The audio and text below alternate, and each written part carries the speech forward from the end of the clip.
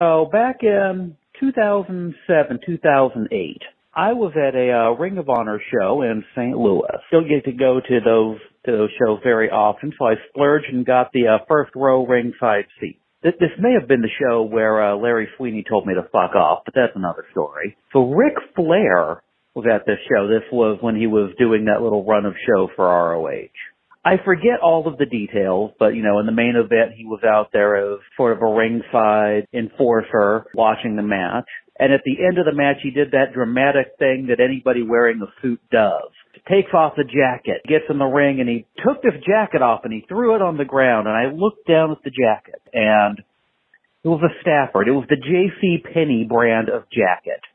I don't know why, but that just shattered the whole illusion of Ric Flair for me, knowing that he shops off the rack at J.C. Penney. Off the rack popped me. Just because, my dad was a clothing salesman for 30 plus years. My grandfather owned a clothing shop. They were in the clothing business too. Years later, I go into the wrestling industry, but really, pro wrestling tees and iStar Colt were the big hits, helped afforded me a good life.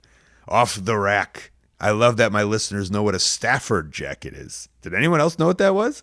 I was listening to that. I was like, Stafford? He knew the J.C. Penney specific clothing brand. I didn't even know that. That's kind of impressive. If you told me Ric Flair was wearing a Stafford that night, I'd be like, ooh, sounds fancy. But I guess that's the point. Well done, J.C. Penney. Appalled. Of all the things to be appalled by, that's why I try to keep my aura at the very bottom. So you can only go up as a fan.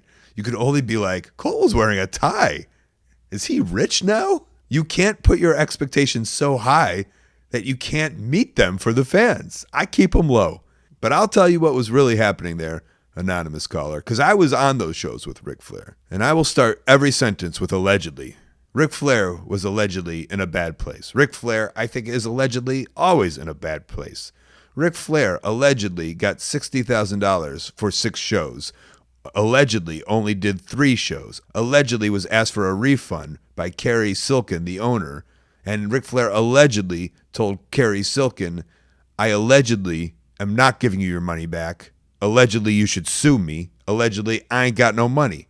And allegedly Kerry Silkin allegedly just gave Ric Flair $30,000 free dollars for allegedly doing no shows because he allegedly went back to WWE. And you allegedly hear those stories at allegedly Impact when he would allegedly rack up those bar bills and allegedly not pay for anything and allegedly just make everyone else pay for everything. And like I said, Ric Flair is allegedly some people's heroes, as he should be as a professional wrestler. But as a human being, to me, he's an alleged sad man.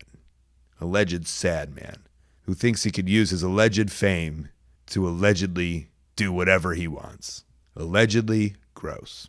And I'm glad I could use this platform to call out Ric Flair for allegedly shopping at J.C. Penney off the rack.